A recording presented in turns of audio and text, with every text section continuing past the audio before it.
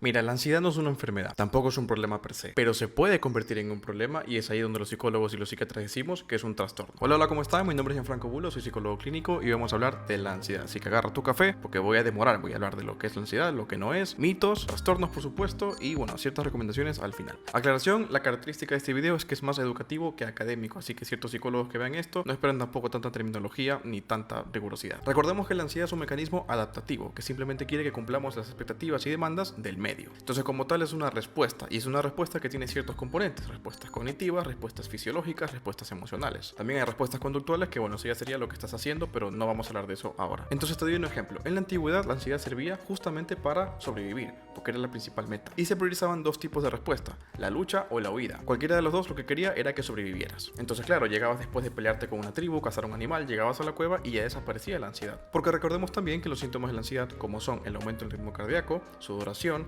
pequeños temblores debido al exceso de adrenalina en el cuerpo, hiperventilación, quiere decir que vas a estar... También te puede pasar que sobrepienses, pero todas estas respuestas hacen que momentáneamente pues tú estés un poco más alerta y tengas más oxigenación en los músculos y estés listo pues para lo que ya decías, luchar o huir. Pero claro, hoy en día esa respuesta pues igual no tenemos que hacerla todos los días, porque sí, bueno, nos pueden asaltar por la calle, pero no es como antes que podíamos morir en la calle. Y bueno, no calle, en la jungla. Pero el punto es que antes había un estímulo bien específico que atentaba contra nuestra vida, teníamos la ansiedad, zafábamos de eso y luego regresábamos a la cueva a dormir. Y eso se puede decir que es una respuesta totalmente sana, porque busca que nos adaptemos al medio. Pero cuando ya hablamos de la ansiedad patológica, estamos hablando de que es una ansiedad que cumple varios requisitos. En primer lugar, que no la puedes controlar por tus propios recursos, es decir, que pese a que ya pase a lo que te estaba dando ansiedad, pues todavía sigues con la activación fisiológica y con toda la preocupación. Punto número 2, que se dé en varios ámbitos de tu vida. Y punto número 3, que te empiece a dar respuestas exageradas con respecto al medio. Por ejemplo, si el día de mañana tienes un examen, pues igual una respuesta es decir, bueno, hay que estudiar alguna cosa, bueno, un poquito más adaptativa, ¿no? Pero una respuesta exagerada, y no lo digo por invalidar, lo digo para dar el ejemplo, puede ser, por ejemplo, decir, bueno, tengo un examen y voy a salir corriendo por la calle para que me atropellen. Que parece broma, pero mucha gente siente ante este tipo de estímulos que tiene algo tan desagradable, tan incómodo de sentir, que quieren salir corriendo o huir del sitio de donde están. Entonces, cuando ya la ansiedad te sobrepasa, no la puedes regular, se presenta en varios ámbitos de tu vida y llega un momento donde la respuesta ya no es adaptativa, sino que es desadaptativa porque te genera más malestar que adaptación, entonces podemos decir que la ansiedad es un problema. También recordemos que mucho tiempo con ansiedad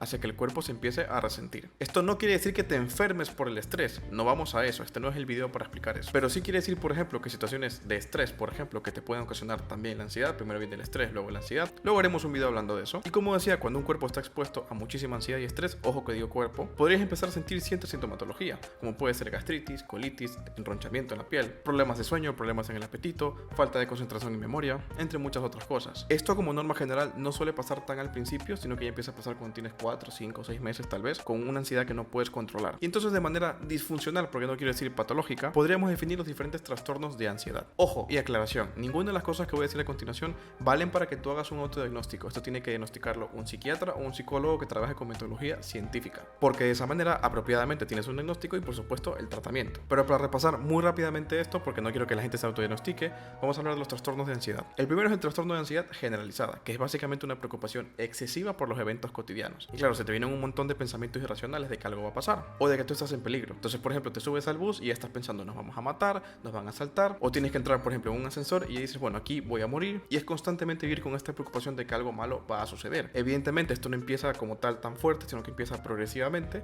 y ya cuando estás así todo el día el cuerpo se resiente. Luego seguimos con el trastorno de pánico, que es básicamente tener episodios de ansiedad, pero los síntomas son bastante más severos y créame, es muy desagradable porque a veces ni siquiera sabes por qué te sucede. Entonces vas por ahí en el centro comercial y de la nada empiezas a hiperventilarte, empiezas que te va a pasar algo, hay muchas personas que se les adormece el brazo, entonces piensan que es un infarto, sienten una presión en el pecho, un vacío en el estómago, temblores, empiezas a pensar que te puedes morir o que te vas a volver loco y que tienes que huir o salir del sitio. Luego seguimos con la fobia específica, que es tener un miedo irracional hacia una situación específica u objeto. Miedo a las agujas, miedos a los animales, etc. Recordemos que esto no es racional, quiere decir que por más que tú le digas, oye, es un perrito de ese tamaño, no te va a hacer nada, la persona no le interesa porque no es racional, no es una cuestión de que yo lógicamente digo esto es, no, el miedo es irracional, así que no trates de decirle, oye, no pasa nada, porque donde se llegan a asustar lo vas a hacer peor. Les puedes reforzar el miedo. Luego tenemos el trastorno por estrés postraumático o el TEP, que debido a ciertos eventos traumáticos terminas teniendo una fuerte sintomatología de ansiedad, incluso acompañado de flashbacks, es decir, recuerdos traumáticos de lo que te pasó. Pero recordemos aquí un inciso, el trastorno de estrés postraumático no es solamente cosas que te pasan a ti, pueden ser cosas que le han pasado a otras personas y tú las has visto. Entonces no solamente es la exposición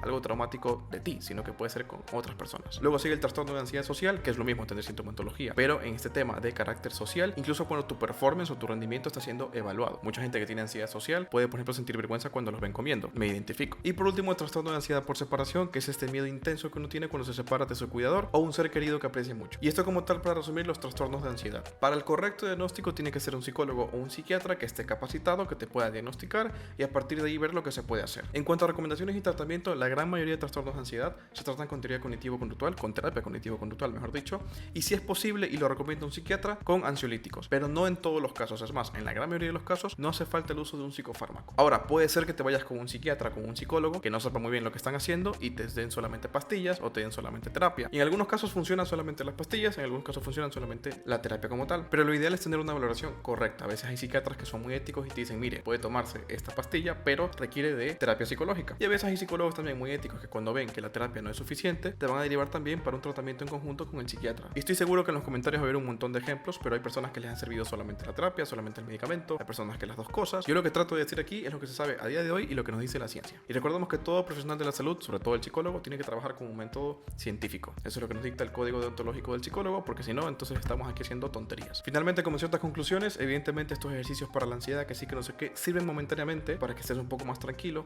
pero sí te diría que cuando tú, sobre todo si ves este video, ya te despierta un poco de curiosidad y no sabes qué te está pasando, pues sí te diría que por lo menos acudas con un psicólogo o con un profesional que te diagnostique correctamente. Eso es todo por el video de hoy día. No te olvides de seguirme en mis redes, que te las dejo por acá, y hasta el siguiente video.